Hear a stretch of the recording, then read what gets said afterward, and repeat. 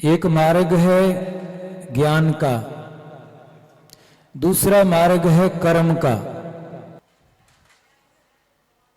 कमलों को वर्णन करते हुए मूल कमल से लेकर सहस्र दल कमल तक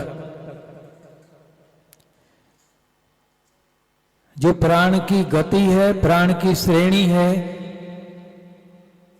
जो उपनिषदों में विद्या है, वेदों से निकालकर ब्रह्म विद्या को उपनिषदों में दिया हुआ है। वेद कहते हैं विद जाने धातु से वेद शब्द निष्पन्न होता है, जिसका अर्थ है ज्ञान, जानना इत्यादि। कभी समय था जब ज्ञान संस्कृत में आदान प्रदान होता था, बहुत प्राचीन समय में। धीरे धीरे समय बदलता गया, लोगों की स्मृति कम होती चली गई। उसी ज्ञान को जो आदान प्रदान होता था, वेदों के श्लोकों को ऋषि सुनाकर हिंदी वास्तव में सरल भाषा में संस्कृत के भाष्य में समझाने का प्रयास करते थे अपने शिष्यों को। स्मृति कम होने लगी तो ऋषियों ने पत्थर पर लिखना शुरू कर दिया।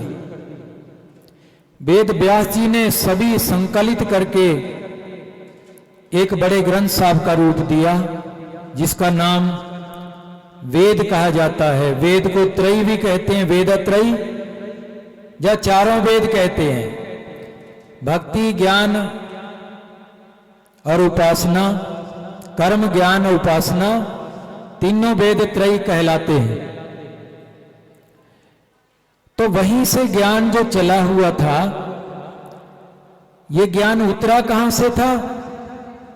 ये ज्ञान उतरा था ऋषियों के हृदय में। साधना करते हुए, जैसे अभी साध्वी शील दीदी ने बताया था, जब हृदय जागृत हो जाता है, हृदय में परमात्मा उतरते हैं, प्रकाश से भर जाता है, नूरी हृदय में परमात्मा की वाणी आती है। ये वाणी जहां भी उतरी वही वेद कहलाती है। कबीर के अंदर उतरी वह भी वेद है। दादू साहब, नानक साहब, गरीब साहब, घीसा साहब, पलटू साहब, जितने संतों के अंदर ये वाणी अवतरित हुई वह वेद कहलाती है। क्योंकि मंत्र दृष्टा इति ऋषि, जो मंत्र का दर्शन कर लेता है उसको ऋषि कहते हैं। उसको संत भी कहते हैं जो मंत्र का दर्शन करता है। तो जिनके अंदर ये प्रगट हुई, निश्चल दास जी ने तो कहा है, ब्रह्म रूप अहे ब्रह्मविद, ताकि वाणी वेद, भाषा अथवा संस्कृत, कर्त भेद ब्रह्मषेद।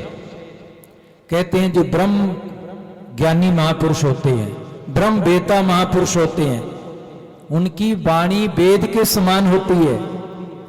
वो चाहे भाषा में हो चाहे संस्कृत में हो।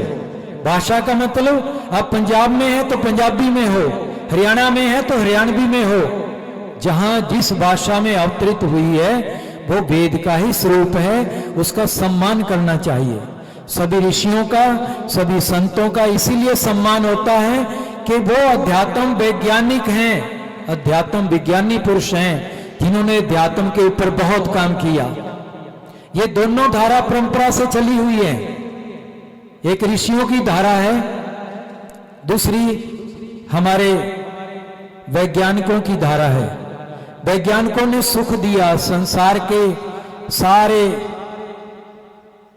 जो भौतिक पदार्थ थे उनकी उपलब्धि करवाने के लिए, हमारा जीवन सुखी करने के लिए, हमें इतनी सुविधा हो जाए, हमारा जीवन इतना सरल और सहज तरीके से चलने लगे, ऐसा हमारे वैज्ञानिकों ने हमें समय समय पर उपलब्धियां कराई। कभी किसी समय आप लकड़ी जंगल से लाते, अंगीठी में जलाते, फिर रोटी बनाते, तब आपको उपलब्ध होता था। लेकिन आज गैस चूल्हा है, बिजली का साधन उपलब्ध है। कभी गाड़ियों में तेल जलता था, आज ऐसा लगता है कि थोड़े दिन बाद तेल चलना भी बंद हो जाएगा। मतलब जहां भी जितनी सुविधा पैसे से, पदार्थों से हो सकी हमें वैज्ञानिकों ने दी। लेकिन हमने ये भी देखा, ये भी सुना, इतिहास से समझने का प्रयास किया कि बड़े बड़े राजा थे जिनको भौतिक सुविधाएं उपलब्ध थी, सुल्तानी जैसे बादशाह, लेकिन जीवन में शांति नहीं थी। इनसे सुख तो मिला लेकिन जीवन की शांति खो गई। जितना आप भौतिक पदार्थों से सुख को ढूंढते हो, जितना भौतिक पदार्थों की तरफ दौड़ चलती है, उतनी हमारी शांति अंदर से भंग होती चली जाती है। ऐसा एक समय बसंत कुमार बिरला वृंदावन पूज्य स्वामी खंडानंद जी महाराज के सामने सत्संग श्रवण कर रहे थे, तो एक दफा वो अपना अनुभव बता रहे थे कि मैं बहुत थोड़ा खाता हूं, बहुत थोड़ी नींद ले लेता हूं, लेकिन मैंने दुनिया में ऐसा कोई साधन नहीं है जो सुख देता हो और मैंने न अपना के देखा हो। सब साधन अपना के देखे सुख के, लेकिन जीवन में वो शांति नहीं जो एक संत के हृदय में होती है। जिनके पास कुछ नहीं होता, झोपड़ियों में पड़े हैं, भिक्षा करके अन्न खाते हैं, पास में कोई साधन नहीं, कोई बैंक बैलेंस नहीं, लेकिन जो उनको शांति होती है, जो मेरे बैंक भरे पड़े हैं, जगह जगह मेरी प्रॉपर्टी है, जो मेरे से वो च्युत हो गई, मेरे अंदर से निकल गई और मुझे सुख के रूप में मिल गई, लेकिन शांति के लिए आज भी मैं तड़फता हूं। तो जीवन में सुना सुल्तानी जैसे बादशाह निकल गए शांति के लिए, गोपीचंद बर्तरी जैसे, जब आखिरी समय आया पता चला, सुना कि हो जिन चीजों को लेने के लिए आए थे वो तो मिली नहीं, और जो मिल रही है ये नाशवान है। ऊपर के लिए तो कोई साधन नहीं, नीचे के लिए, यहां अपने सुख के लिए जी रहे हैं। मतलब मैं भौतिक साधनों को प्राप्त करने के लिए सारा जीवन बर्बाद कर दिया, और जो परमात्मा का द्वार प्राप्त करना था, जो शांति का द्वार प्राप्त करना था, वो तो रह गया, वो मैं नहीं कर सका। तो ऐसे जीवन में जो अभी बताया साध्वी शील दीदी ने, जब सारा जीवन हमारा इस तरह निकल जाता है तो ना हमसे योग होता है। ये तो रामदेव जी की कृपा है कि बड़ी बड़ी बीमारियों से हम लोगों को बचा दिया। लगभग 50 करोड़ आदमी उनके योगासनों को, भस्त्रिका आदि क्रियाओं को करके स्वास्थ्य को महसूस करते हैं। ऐसे ऐसे संतों की देन है। जब जब संत आए संसार में, उन्होंने बहुत उपलब्धियां कराई। संत दो ही चीज को देता है, क्या? शरीर कैसे स्वस्थ रह सकता है और मन कैसे शांत रह सकता है, बाकी तो सारा प्रपंच है। अगर आपको दो वस्तु मिल गई, दो विद्या मिल गई कि आप शरीर कैसे स्वस्थ रख सकते हैं, मन कैसे शांत रख सकते हैं, तो आपने सब कुछ पा लिया। शांत मन में ही, जैसे जल शांत हो जाता है तो उसमें सूर्य ज्यों का त्यों दिखने लगता है। जब तक जल हिलता रहता है, तरंगायित होता रहता है, तब तक सूर्य डामाडोल नजर आता है, शांत नहीं दिखाई देता। तो महाराज जी बंदी छोड़ कबीर साहब महाराज जी जब सृष्टि के अंदर आए, इन्हीं बातों पर प्रकाश डाला। सदगुरु कबीर साहब कहते हैं, इतनी बाणी हम कथी जो बालों का रेत, इस कलयुग के जीव के एक न आई हेत। मतलब हमने तो इतनी बाणी कह दी जितना बालू का रेत है, मतलब अनगिनत बाणी कह दी, फिर भी पता नहीं क्या बात, कोई अधिकारी नहीं था, किसी के काम क्यों नहीं आई। बहुत कहा, लेकिन लोग फिर भी संसारिक वस्तुओं की प्राप्ति के लिए जंतर मंतर टूणे टोटकों के पीछे बढ़ते बढ़ते सारा जीवन बर्बाद कर देते हैं। जो हमने सतलोक जाने का एक रथ तैयार किया था, उस पर बैठने को कोई भी तैयार नहीं होता। और चौराहे पर खड़े होके सदगुरु कबीर साहब कहते हैं, चलो चलो सब कोई कहे। सब कहते हैं मैं तो चल रहा हूं जीवन में, चलो चलो सब कोई कहे, मोहे अंदेशा और साहिब सो परचा नहीं, जे जाएंगे किस ठौर। जो मैं बता रहा हूं, इतनी बाणी कही, परमात्मा का परिचय दिया, उसको सुनना ही नहीं चाहते। और जब साहिब से परिचय नहीं, जाओगे कहां? मर के भूत प्रेत ही तो बनना पड़ेगा। तो इतनी बाणी हम कथी ज्योता बालू का रेत, इस कलयुग के जीव के एक न आई हेत। और 11वीं शताब्दी में गोरखनाथ जी ने समझाया बहुत। गोरखनाथ जी के पीछे 99 कोटि राजा पार हुए थे। कबीर साहब के समय में 4160 महात्मा जिनको परमात्मा मिल चुका था, जो सतलोक में पहुंचा दिए थे कबीर साहब ने, ऐसे उस समय उपस्थित थे। दादू साहब के समय में 152 ऐसे महापुरुष थे जो आकाश मार्ग से जा सकते थे, सतलोक के गामी हो गए थे। और गरीबदास जी के समय में 124 महात्मा सतलोक में पहुंचा दिए थे, जो आकाश मार्ग से गमन कर सकते थे। एक बहुत बड़ी विद्या है ये संतों की, जो मैं सील ने बताया, उसको ज्ञान मार्ग को थोड़ा थोड़ा बताने का प्रयास कर रहा हूं। ये शरीर है, इसमें जीव है, जीव के कारण शरीर को प्राणी कहते हैं। शरीर प्राणों को धारण करने वाला है, इसलिए इस दोनों को मिला के प्राणी कहते हैं। प्राण कहां रहता है? नाभि में। ये जो हमारा प्राण है, बहुत ध्यान से सुनना, जो हमारा प्राण है ये 10 प्रकार का है। जैसे स्थान भेद से एक व्यक्ति घर पर रामदास कहलाता है, किसी का पिता है, किसी का भाई है, किसी का बेटा है, किसी का पति है। वही जब ऑफिस में जाता है साहब कहलाता है। ऐसे स्थान भेद से जो हमारे अंदर प्राण है, ये भी 10 नाम से कहलाता है। पान, अपान, समान, उदान, ब्यान, ये 5 प्राण हैं। पान जो है, जो ऑक्सीजन का पान होता है, ये हृदय में आ जाता है, इसको प्राण भी कहते हैं, और ये पान है। फिर अपान बाजू है, जो नीचे नाभि से मूलाधार के पास, जो मलमूत्र को बाहर फेंकवाती है। एक समान बाजू है जो नाभि में रहती है, और उदान बाजू है जो कंठ में रहती है। कई आदमी कहते हैं कि जब शरीर छूटता है उदान बाजू इसको अलग कर देती है, और ब्यान बाजू है जो सारे शरीर में फैली हुई है। इसी की 5 उपवायु हैं। आपको पता है ना, आंख फरकती है, क्यों फरकती है? आंख फरकती है, हम मुख हिलाते हैं, बोलते हैं, ऐसी जो हरकतें होती हैं ये 5 उपवायु के कारण होती हैं।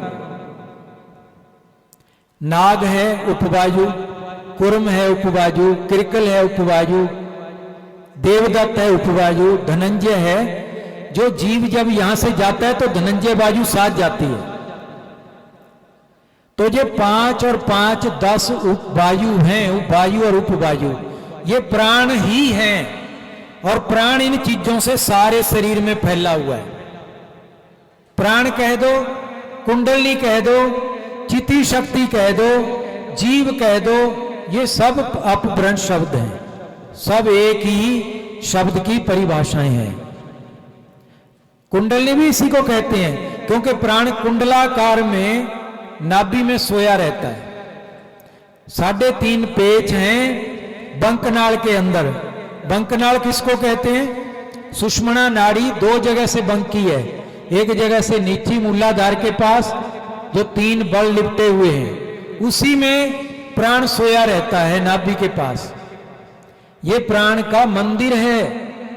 ये समझो जीव का घर है, प्राण का मंदिर है, इसमें प्राण सोया रहता है। या ये कहो जीव सोया रहता है, या ये कहो चित्त सोया रहता है।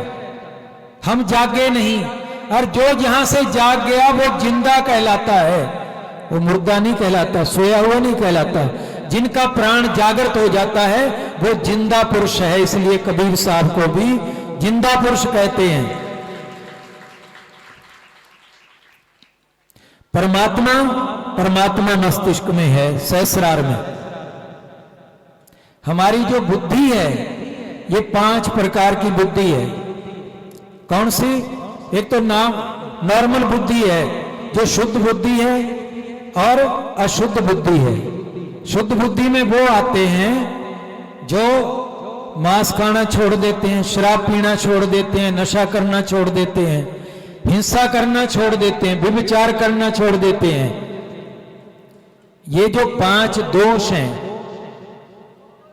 ये 5 दोषों को छोड़ देते हैं, उनकी बुद्धि शुद्ध हो जाती है। फिर ये कैसे होती है? सत्संग में जाने से। अब मंदिरों में जाने लगो, सत्संग सुनने लगो, संतों के पास बैठने लगो, तो वो यही उपदेश देंगे। कई तो भक्त ऐसे हैं जिनका हृदय संतों जैसा है, कई माताएं ऐसी हैं जो विदुषी हैं, घर में रहकर अपने बच्चों को ऐसा उपदेश करती हैं, जिन्होंने अपने बच्चों को महान बनाने के रास्ते पर शुरू कर दिया। तो इससे बुद्धि जब शुद्ध हो जाती है तो बुद्धि ऊपर को चलने लगती है, परमात्मा की तरफ को। ज्ञान प्राप्त करने की इच्छा जागृत हो जाती है, जिज्ञासा होती है, तो धीरे धीरे पढ़ने लगता है सामान्य ग्रंथों को, फिर विद्वान हो जाता है, अंदर मेधा बुद्धि जागृत हो जाती है, मेधावी पुरुष बन जाता है।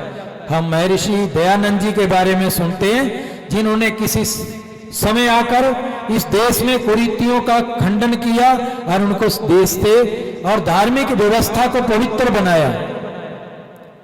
और उस समय ऐसे महापुरुष जो मेधावी पुरुष थे, जिनके सामने बड़े बड़े विद्वान परास्त हो जाते थे। फिर जब हम थोड़ा और ऊपर चलते हैं, जो साधना करता है, साधना करके साक्षात्कार के नजदीक जाता है, पिछले जन्मों का भी उनका संस्कार है, उसको प्रतिभा बुद्धि मिल जाती है। हम कहते हैं ना, ये बहुत प्रतिभाशाली है। महर्षि दयानंद, विवेकानंद सब प्रतिभाशाली थे, इसीलिए समाज से अलग नजर आते थे। फिर जब उससे ऊपर उठते हैं तो प्रज्ञा बुद्धि जागृत हो जाती है, जो तीसरा नेत्र खोल देती है। जब भगवान कृष्ण ने कहा था अर्जुन को कि अर्जुन, तू जो मेरा ये शरीर देखता है, मेरा ये असली रूप नहीं है। अगर मेरे असली रूप को देखना चाहे, क्योंकि हम तो शरीर को देखने हिले हुए हैं, हमें ये क्या पता भीतर परमात्मा बैठा है, हम उसको तो नहीं देख पा रहे ना। हमें अपने अंदर नहीं दिखाई देता, हम दूसरे के अंदर बैठा कैसे देख सकते हैं परमात्मा को? तो जब भगवान कृष्ण के अंदर बैठे हुए परमात्मा ने कहा कि अर्जुन, जो तू ये शरीर देख रहा है, ये मेरा असली रूप नहीं है। अगर असली रूप को देखना चाहे, मैं तुझे दिव्य नेत्र देता हूं। ये दिव्य नेत्र क्या था? ये तीसरा नेत्र।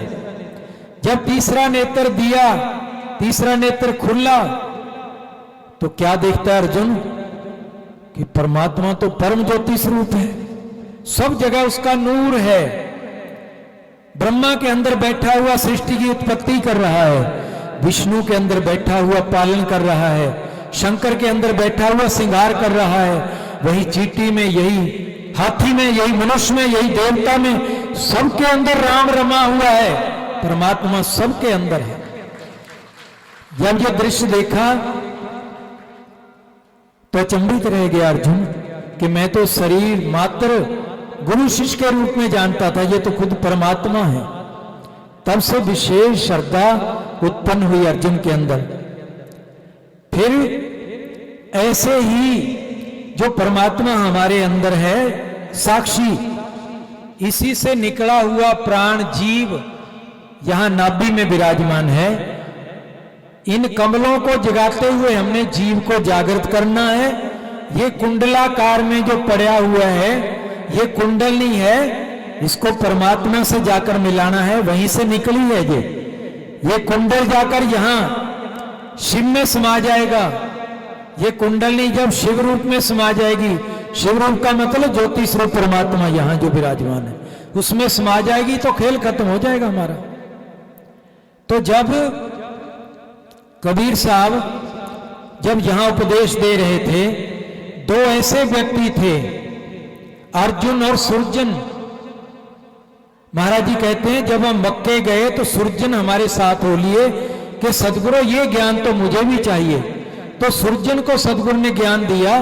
महाराज जी कहते हैं सुरजन को सदगुरु मिले मक्के मदीने माए, 64 युग का मेल था दौरे सदगुरु पाए। जब काशी के अंदर सदगुरु ने देखा कि बहुत ओलिया, बहुत प्रवचन किया, लेकिन परीक्षा तो ले ले, कौन ज्ञान को हासिल हुआ, कौन नहीं हुआ, किसकी हमारे प्रति निष्ठा हुई, कौन भ्रम में अभी चल रहा है। तो सदगुरु ने क्या किया, एक हाथी मंगवाया, हाथी के ऊपर बैठ गए कबीर साहब, पीछे एक बेश्या बैठा ली, जो बहुत जिसके सारी कुरीतियों को छुड़ाकर सदगुरु ने उसको अमृत पिला दिया था, उसको पीछे बैठा लिया। और रैदास जी बैठे, तीनों हाथी पर विराजमान होकर चल रहे हैं। हाथ में एक गंगा जल में रंग घोलकर ऐसे प्रतीत हो जैसे शराब की बोतल है। कभी कबीर साहब मुंह में लगा रहे हैं, कभी रैदास जी के मुंह में, कभी गणिका के मुंह में लगा रहे हैं, और पीते हुए मस्त होके वहां से गलियों से निकल रहे हैं, काशी के बाजारों से। तो चलते चलते लोग कहते जा रहे हैं, अरे ये कबीर तो भ्रष्ट हो गया, रैदास भी कबीर भी ये गणिका के संग बैठकर शराब पी रहे हैं, ये कहां के संत, हमें तो भ्रम में चल रहे थे। पर संसार जीव जल्दी नहीं समझ पाता संत को, इतना समय साथ रहने पर भी नहीं समझ पाए। पर कबीर साहब परीक्षा ले रहे थे, सब निंदा करने लगे। फिर एक चंडाली के चौक में जाकर बैठ गए, साथ में सिर्फ 2 परीक्षा में पास हुए, अर्जुन और सुरजन। तो महाराज जी क्या कहते हैं, ग्रीव अर्जुन सुरजन ठारे सतगुरु की प्रतीत, सतगुरु यहाँ न बैठी हो ये द्वारा है नीच। तो उनके मन में भी भ्रम आ गया, सतगुरु तो नीच ऊंच को मिटाने के लिए आए थे। और अर्जुन सुरजन कहने लगे, सतगुरु ये तो नीच का द्वार है, उसी की खटिया है जिसके घर में बैठ रहे हो। तो सतगुरु क्या कह रहे हैं अर्जुन सुरजन को, महाराज कबीर साहब बता रहे हैं, ऊंच नीच में हम रहे हाड चाम की दे, अर्जुन सुरजन समझियो रखे शब्द से नेह। कहते हैं हम ऊंच में भी हैं, हम नीच में भी हैं, हम सबके अंदर हैं। अर्जुन सुरजन तुम हमारे शब्द की प्रतीत कहो, तुम कहां मांस के पिंड में उठे हुए हो, ये मांस का पिंड ही ऊंच नीच दर्शाता तुम्हें, तुम भीतर देखो हम कौन हैं।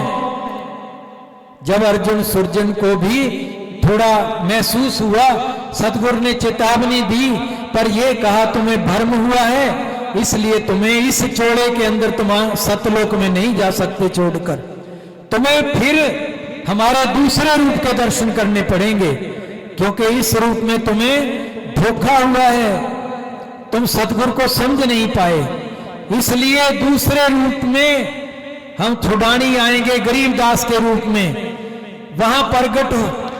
तब तक तुम अपना चोला रखना, वहां प्रगट होंगे, वहां जाकर तुम दर्शन करोगे, हमारे चरणों में चोला छोड़ देना, सीधे सतलोक में जाओगे, जाओ तुम्हारे पापों को माफ करते हैं, कह दिया सतगुरु ने। देखो इसलिए तो कहा सतगुरु ने, इतनी बाणी हम कथी जो बालू का रेत, पर इस कलयुग के जीव के एक नाई हेत, कि पार होने वाला कोई व्यक्ति नहीं मिला। 64 लाख गारत गए, 2 रे सदगुरु पाए। और जो जब काशी में परीक्षा चल रही थी, 4160 महात्मा भजन पर बैठे अंदर दर्शन कर रहे थे, वो 4160 पार हो गए। जो काशी में 64 लाख गए हुए थे, सब परीक्षा में फेल हो गए, जहां से भी आए हुए थे। तो इसलिए ऐसे सतगुरु थे। महाराज जी कहते हैं कि रामानंद से लक्ष्य गुरु तारे शिष्य के भाए, चेलों की गिनती नहीं पद में रहे समाये। हमने तो लाखों रामानंद जैसे पार कर दिए शिष्य बनकर, और जो शिष्य बना के पार हुए, चेलों की तो कोई गिनती नहीं है, कितने सतलोक में पहुंचा दिए।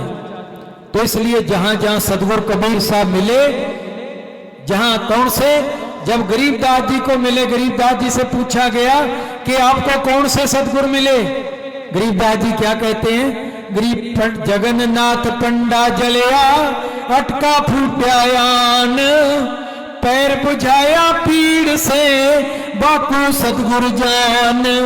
कहते जगन्नाथ का पंडा था ना, जब उसका अटका फूट गया था। अटका क्या होता है, जगन्नाथ मंदिर के बाहर जो प्रसाद मिलता है तो वहां खिचड़ी बनती है, उसमें कई मटके, कभी 5 या 7 या 9 मटके ऐसे, एक मटके ऊपर दूसरा तीसरा चौथा ऐसे रख देते हैं, नीचे अग्नि जलाते हैं। सबसे ऊपरले मटके में पहले प्रसाद तैयार होता है, फिर नीचे को तैयार होता जाता है, उसको अटका बोलते हैं। और एक दफा पांडा खड़ा था जो जगन्नाथ मंदिर का पंडित था, उसके ऊपर एक मटका फूट गया ऊपर वाला, उसके पैर पर पड़ गया। जब पैर पर गर्म जल पड़ा तो उसने याद किया सदगुरु को, तो वहीं कबीर साहब प्रकट हो गए। और बोतल में जल था, जो गंगा जल था ना लिए हुए, जो हाथी की परीक्षा चल रही थी हाथी पर बैठकर, तो जगन्नाथ मंदिर के पांडे के जल के पैर के ऊपर जल डाल दिया तो पैर शीतल हो गया। तो महाराज जी क्या कहते हैं, गिर जगन्नाथ पंडा जलिया अटका फुटायान, पैर बुझाया पीड़ से बाकू सदगुरु जान। मैं उसको सदगुरु मानता हूं। फिर कहते तुम्हें कैसे मिल गए, वो तो कितने वर्ष पहले हुए हैं। तो महाराज जी कहते हैं जगन्नाथ पंडा जलिया अटका फुटायान, पैर बुझाया पीड़ से बाकू सदगुरु जान। सो सतगुर हमको मिलया शब्द निरालंब नूर, गगन उजागर गैब का झिलमिल नूर जूर। कहते वही सतगुर मिले हमें तेज पुंज के रूप में, परमात्मा के रूप में मिले मस्तिष्क के अंदर।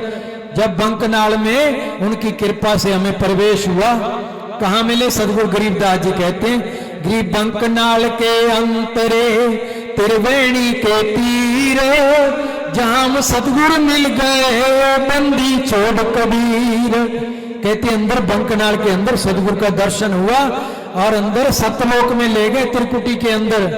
ये त्रिकुटी जो है ना, ये सारा नक्शा ऊपर लोकों का है।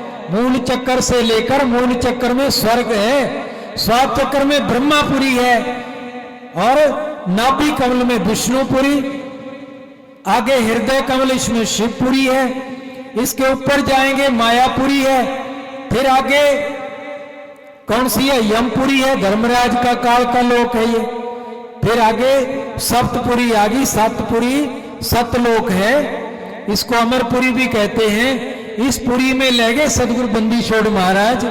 और जो इन पुरियों में यहां प्राप्त कर लेता है, शरीर छोड़ने के बाद परमात्मा के उसी लोक में चला जाता है। जो परमात्मा को प्राप्त हो जाता है सहस्रार में, वो आत्म स्वरूप को, परमात्मा स्वरूप को प्राप्त हो जाता है। शरीर छोड़ने के बाद वो परमात्मा को प्राप्त हो जाता है, नहीं तो उन पुरियों में जहां स्थान पर पहुंच जाता है उसी को प्राप्त हो जाता है। तो इस प्रकार से एक मार्ग और बताया सदगुरु ने। सदगुरु ने कई तरह के मार्ग बताए, विहंगा मार्ग भी बताया, मीन मार्ग भी बताया, कपि मार्ग भी बताया, और इसी प्रकार बताते बताते मकरतार मार्ग बताया, अलल पंख का मार्ग बताया। बहुत मार्गों पर महाराज जी ने प्रकाश डाला है कि जाने के इतने रास्ते हैं, तुम चलो तो सही। मकरतार मार्ग कहते हैं। फिर अगरडोर मार्ग बताया। एक थोड़ा सा आपको बता देता हूं, जो नासा से नाभि तक मार्ग जाता है, ये ज्यादातर मैंने 272 संतों की वाणी पढ़कर देखी, अवलोकन किया, तो उसमें लगभग ज्यादातर महात्मा नासा से नाभि तक गए। ये दहने सुर का मार्ग है, इसको हल्दी कलर का मार्ग बताते, खाकी मार्ग बताते। तो ये नासा से नाभि जाता है।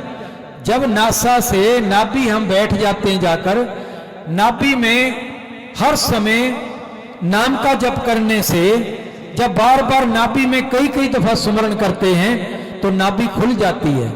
नाभि खुल जाती है तो शब्द घर कर जाता है। जब नाभि में शब्द घर करता है तो धीरे धीरे अगर संयम रखेंगे खुराक का तो उड़ियन बंद लगने लग जाता है। जब उड़ियन बंद लगने लगता है तो हम फिर मूलाधार में एडी लगाकर सिद्ध आसन में बैठकर, एडी जहां लगी है वहां पर मूलाधार जो कमल है, मूलाधार है, उस पर कई दफा नाम का जाके जप करते हैं तो मूलाधार जागृत हो जाता है। तो मूलाधार जागृत होकर श्वास चक्र में आ जाता है, हम उसको भी जागृत कर लेते हैं। नाभि में उड़ियन बंद लगने लगा था तो मूलाधार जागृत होकर भी उड़ियन के पास आ गया। तो हर श्वास में उड़ियन बंद और मूल बंद दोनों लगने लगते हैं। जब दोनों लगने लगते हैं तो यहां से प्राण जागृत होकर ऊपर उठ जाता है। किसके साथ? प्राण के साथ। जो हमारा सतगुरु हो गया ना, गुरु हो गया हमारा प्राण के साथ। कौन सा गुरु? जो गुरु ने शब्द दिया है। तो गुरु शब्द दो चीज नहीं रहती, गुरु का नाम भी गुरु है हमारे साथ। तो कबीर साहब कहते हैं ना, जो गुरु बसे बनारसी शिष्य समुद्र तीर, एक पलक बिछड़े नहीं जे गुण रहे शरीर। अगर तुम्हारे साथ सतगुरु का नाद है, शब्द है, तो एक पलक भी तुम सतगुरु से वंचित नहीं हो। तो नाभि में सतगुरु हमारे साथ है प्राण के। तो प्राण क्या है? प्राण जागृत होने लगता है। प्राण जागृत कैसे? प्राण में जन्म जन्मोत्तरों की काई जमी हुई है, सतगुरु साथ लग गए। सतगुरु साथ है पर काई साथ में है, इसलिए सतगुरु का मिलाप नहीं हो रहा। तो जब बहुत नाम जपते हैं तो काई साफ हो जाती है। तो सतगुरु क्या कहते हैं? लोहा चुंबक और सतगुरु साईं है दरस्या पर। तो महाराज जी क्या कहते हैं? लोहा चुंबक और सतगुरु साईं बन के साथ साथ हैं। है न्यारा पर दर से माही, है न्यारा क्योंकि जर लगी हुई है बीच में, न्यारा है पर दरसता साथ है न्यारा पर दर से माही। लोहे के तो लागी काई, ताते चुंबक लखया न जाई। कहते लोहे के जर लग गई इसलिए चुंबक को पकड़ नहीं सकता। तो महाराज जी क्या कहते हैं? चुंबक रूपी शब्द हमारा कोट ज्ञान से भिन्न पसारा। कहते तुम कितना ज्ञान सीखते रहो बाहर, ये उनसे न्यारा ज्ञान है। ये पांचवा वेद है, अनुभव का ज्ञान है। जो कहते हैं चुंबक रूपी शब्द हमारा कोट ज्ञान से भिन्न पसारा। तो अगर चुंबक रूपी शब्द जो है और लोहा जो है इसके साथ लग जाए, बीच का पाप धुल जाए, काई खत्म हो जाए, तो दोनों गुरु और चेला मिल जाते हैं और शब्द इसको सदगुरु परमात्मा से जाकर मिला देते हैं। तो जब त्रिकुटी के द्वार पर पहुंच गया, परमात्मा मिल गए। तो यहां एक और मार्ग है हृदय का। जब हमारा शब्द नासागर चलने लगता है, नासागर जो जगह है ना, इसको आज्ञा चक्कर कहते हैं। इसको भंवर गुफा का निचला द्वार भी कहते हैं। भंवर गुफा यहां से शुरू होती है, आज्ञा चक्कर से। ये प्रैक्टिकल ज्ञान है, वही बता रहा हूं जो प्रैक्टिकल मैंने समझा देखा है। जो आज्ञा चक्कर है ये भंवर गुफा का निचला द्वार है। इससे शुरू होकर त्रिकुटी तक भंवर गुफा का आखिरी दरवाजा है जो त्रिकुटी में खुलता है। जो आज्ञा चक्कर है यहां मन बैठा रहता है, इसलिए इसको भंवर गुफा कहते हैं। ये मन की गुफा है, यहां से शुरू होती है। भंवरा किसको कहते हैं? भौरा कहते हैं मन को। और ये क्या करता है? यहां बैठा बैठा आंखों से रूप देखता है, वहां चला जाता है, कानों से सुरीले शब्द सुनता है, वहां चला जाता है, स्वादिष्ट पदार्थों में चला जाता है, कोमल स्पर्श हो जाए तो उस चमड़ी में तो वहां चला जाता है, और इसी प्रकार से और नाक से सुगंधित पदार्थों में चला जाता है। ये पांचों विषयों में भटकता रहता है, अंदर परमात्मा की तरफ नहीं जाता। अंदर अगर द्वार खोल ले, भंवर गुफा का आखिरी गेट पर चला जाए और इस द्वार को खोल ले, तो ये तब खुलता है जब सतगुरु की कृपा होती है। तो इस बात को गरीबदास जी ने बताया बहुत तरीके से। गरीबदास जी क्या कहते हैं? गरीब सतगुरु सोहम नाम दे गुज बीरज विस्तार, बिन सोहम सीजे नहीं मूल मंत्र निज सार। कहते हैं हमारे सतगुरु मिले कबीर साहब, उन्होंने हमें सोहम मंत्र दिया। जो गुरु ने मंत्र दिया कौन सा? सोहम। तो सोहम साथ मिल गया। जो कुंडलाकार था ना प्राण सोया हुआ, उसके साथ उसको यूं घुमाने लग गया सतगुरु। जब घुमाने लग गया तो कुंडलाकार शब्द प्रगट हो गया। जब शब्द कुंडलाकार प्रगट हो गया, कमलों को जगाता चला गया, और ऊपर चले गए हम। तो महाराज जी कहते हैं सतगुर सोहम नाम दे गुज बीरज विस्तार, बिन सोहम सीजे नहीं मूल मंत्र निज सार। हमारे सतगुरु हमें मिले, उन्होंने सोहम मंत्र दिया और उसका गुप्त जो रहस्य था वो सारा मंत्र का समझा दिया, कैसे इसका जप होता है। सबसे पहले मंत्र का जप होता है, ये पहला मंत्र है जो समझाया अच्छी तरह से कैसे जप होता है और इस जप का क्या क्या एक्शन होता है आगे, जब सारा समझा दिया फिर हमने क्या किया। गरीबदास जी बता रहे हैं गरीब सोहम सोहम धुन लगे दर्द बंद दिल माहे, सतगुर पर्दा खोल ही परालोक ले जाहे। कहते यही मंत्र था, जब मैं जपता रहा, उठते बैठते खाते पीते प्राण में समा गया जप, तो फिर क्या हुआ, मैं त्रिकुटी में चला गया। त्रिकुटी में बैठे बैठे वहां पर सतगुरु मिल गए। जब सतगुरु मिल गए तो सतगुरु ने द्वार खोला, मैं त्रिकुटी में प्रवेश कर गया। तो वो जो आनंद था मैं आज तक भूल नहीं पाया। जब सतगुरु मिले, महाराज जी कहते हैं गरीबदास पत्थर फूटे जब सतगुरु मिले कबीर। कैसे वज्र कपाट थे, जन्म जन्मांतरों में लगे हुए थे, थोड़े मारते हुए आज तक नहीं खुला। कहते कबीर मिल गए जिन्होंने एक थोड़ा मारा वज्र कपाट खुल गया। ऐसा शब्द का थोड़ा मारा, हम सतगुरु के द्वार में गए तो एक एक रोम में करोड़ों सूर्य का प्रकाश था जब सतगुरु का दर्शन हुआ। ये गरीबदास जी बता रहे कोट भान प्रकाश पूर्ण, रोम रोम की लार है, चलो भंगी है सत्संगी अवगत का दीदार। ऐसे अवगत पुरुष का दर्शन हुआ जिसके रोम रोम में करोड़ों सूर्य का प्रकाश था। उन्होंने हमें सतनाम की दीक्षा दी, जो आखिरी दीक्षा है, जो तुम्हारा गुरु यहां प्रकट होते हैं वो देते हैं। गुरु से सतगुरु पाइए, ये भीतर मिलेगा वो सतगुरु है, जो बाहर दर्शन दिए वो गुरु है। तो सतगुरु कहते हैं गुरु से सतगुरु पाइए, गुरु सतगुरु नहीं दो, ये दो नहीं है, यही जो बाहर का गुरु है परमात्मा गुरु के रूप में जहां त्रिकुटी के अंदर दर्शन देता है और उसका तीसरा नेत्र खोल देता है परमात्मा को देखने वाला। तो फिर वहां सत्यलोक में हम विराजमान होते हैं।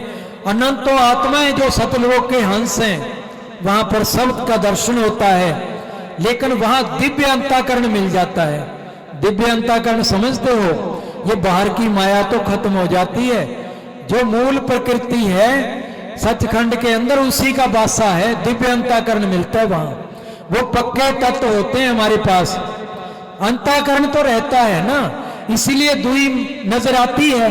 क्योंकि दरिया साहब कहते हैं मन बुद्धि चित्त अहंकार की है त्रिकुटी लग दौड़, जन दरिया इससे परे ब्रह्म सुरत की ठोर।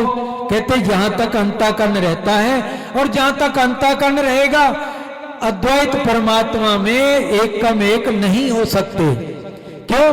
कबीर साहब कहते हैं ना, जैसे सील ने अभी सुनाया था ना कि तू ही तत्कार था जपता अजपा जाप, बाहर आकर भर में आ बहुत उठाए पाप। कहते बाहर आकर भरण में पड़ गया, मैं करता मर गया तू सारा जीवन, और तू करना छूट गया।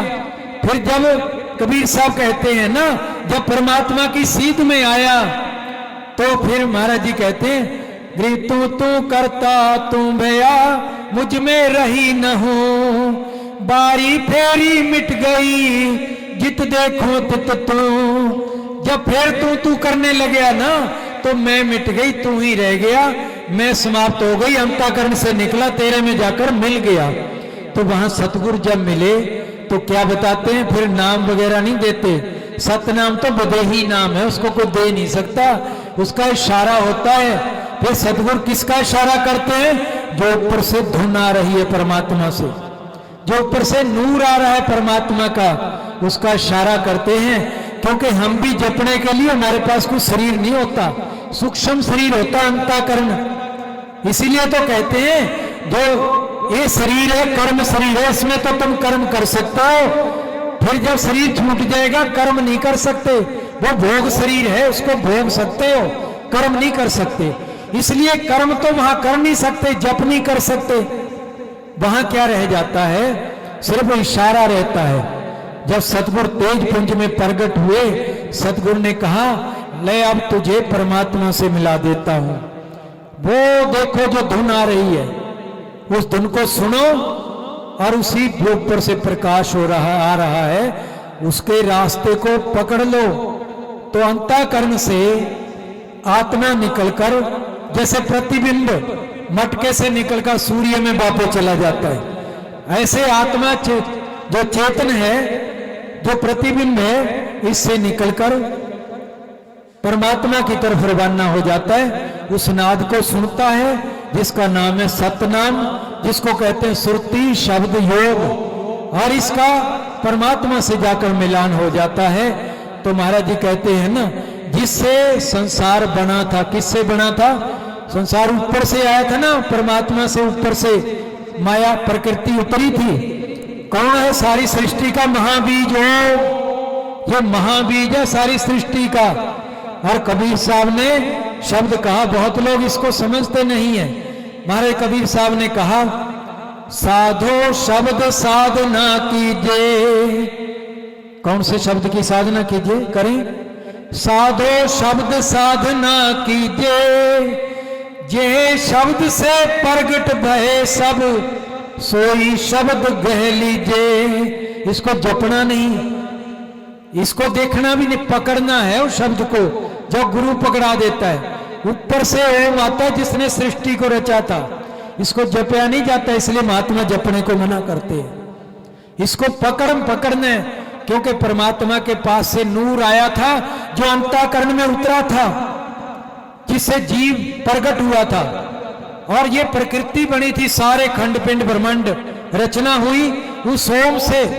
ब्रह्मा विष्णु शंकर प्रकट हुए, जा कहो सतोगुण रजोगुण तमोगुण, और 5 तत्व ये अष्टांगी माया बनी। इसी माया से खंड पिंड ब्रह्मांडों की रचना हुई।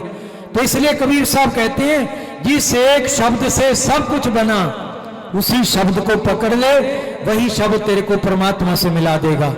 तो सतगुरु कहने लगे कि जब हम उस शब्द को पकड़कर परमात्मा से मिल गए, तो वहां किसके पास चले गए?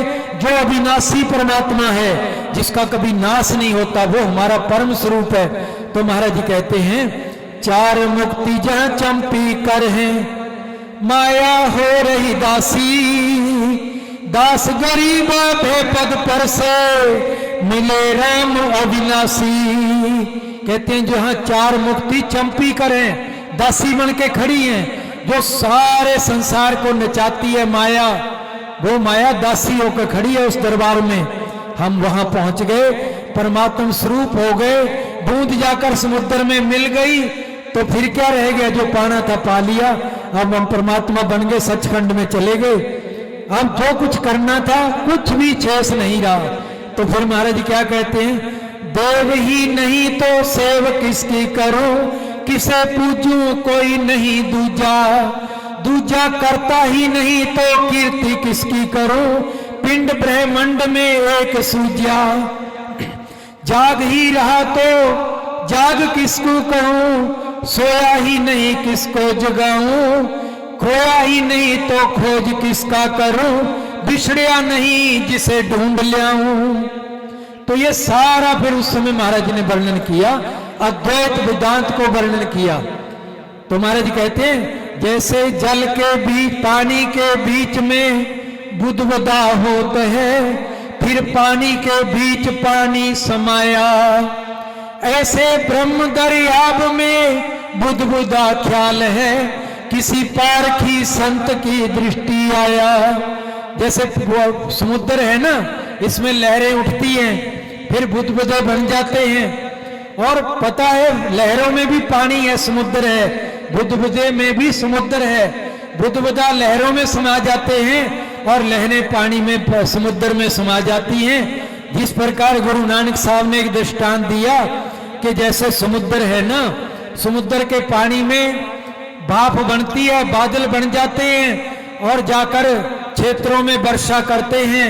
वर्षा का पानी जो है वो नदियां नालों में फिर मिलकर समुद्र में चला जाता है, और समुद्र में जाकर वही पानी समुद्र में मिलकर समुद्र से एक हो जाता है। ऐसे ही गुरु नानक साहब ने क्या कहा, जो जल में जल जाए समाना, त्यों ज्योति संग ज्योत मिलाना। जो जल में जाकर जल समा जाता है ना, ऐसे जो प्राण ज्योति थी इसको हमने जहां से बिछड़ी थी वहीं जाकर मिला दिया तो सब खेल समाप्त हो जाता है। तो प्रेमी सज्जनों, यही संतों का मार्ग है जो ज्ञान का मार्ग है। तो इसी ज्ञान के मार्ग पर चलकर हम परमात्मा को पा सकते हैं। और जिंदा पुरुष जिस दिन तुम्हें मिल जाएगा, जिंदा पुरुष जिसका प्राण जागृत है, बाहर की विद्या नहीं, बाहर की विद्या नहीं, बाहर के शब्द नहीं काम आते, जो भीतर के शब्द निकलेंगे प्राण जागृत होने के लिए, वो जिंदा पुरुष जहां भी मिला उसने जाकर जीवों को चिताया। कबीर साहब बार बार आए। महाराज जी कहते हैं, अनंत कोट ब्रह्मांड का, अनंत कोट ब्रह्मांड में बंदी छोड़ कहा है। गिरिदास जी अपना अनुभव बताए हैं। अनंत कोट ब्रह्मांड में बंदी छोड़ कहा है, सो तो एक कबीर है जननी जन्या नमाए। तो ये विद्या ऐसी है, तुम्हें शरीर से लग कर देती है। शरीर तुम नहीं हो, जीवत जीव तुम शरीर से लग हो सकते हो। जब सूक्ष्म में चले गए तो शरीर से लग हो जाओगे। जब शरीर से लग हो गए तो तुम्हारे में इतनी शक्ति आ जाएगी तो 1 मिनट में तुम कलकत्ते बम्बे पहुंच सकते हो। तुमने कहीं सुना होगा ना, जो भूत प्रेत तो तुमने सुने देखे होंगे किसी किसी ने, तो 1 मिनट में भूत प्रेत कलकत्ते पहुंच जाता है, बम्बे पहुंच जाता है। कैसे पहुंच जाते हैं? सूक्ष्म शरीर में यह ताकत होती है। ऐसी सूक्ष्म शरीर में देवता में ताकत होती है। हमारे 5 शरीर हैं। यह स्थूल शरीर है, इसमें सूक्ष्म है, फिर कारण शरीर है, फिर महाकारण शरीर है जो ईश्वर का शरीर होता है। वो प्रकृति उसका शरीर है। जहां तक प्रकृति माया, माया उसका शरीर है। जहां तक माया व्यापक है वहां तक उसका शरीर है। जो चेतन जो कार्य करता है उसको मतलब कंट्रोल करता है चेतन, ये प्रकृति उसका शरीर बनती है। इसलिए प्रकृति के जर्रे जर्रे का उसको पता होता है कि कहां क्या हो रहा है। प्रकृति ने सारी रचना रची है सारे ब्रह्मांडों को, इसलिए ईश्वर को सारे ब्रह्मांडों का पता होता है। तो हमें शरीर का पता है क्योंकि हम शरीर में रहते हैं, जीव हैं। शरीर में कहीं कांटा लग जाए हमें पता होता है। फिर प्रकृति के जो शरीर है, जो चौथा शरीर है, इसके ऊपर एक शरीर है कैवल्य शरीर, जो आत्मा का शरीर है। जब कैवल्य मुक्ति हो जाती है ना, सचखंड के पास हमें सतगुरु मिल जाते हैं, तो प्रकृति एक तरफ खड़ी हो जाती है, चेतन एक तरफ खड़ा हो जाता है। उस समय इसको वो शरीर मिलता है, दिव्य अंतःकरण होता है इसके पास, और दिव्य अंतःकरण से सतगुरु निकालते हैं, फिर जो परमात्मा में चला जाता है। इसका कोई भी शरीर नहीं रहता। फिर लोग कहते हो भूत बन के आ गया। भूत कैसे बन जाएगा?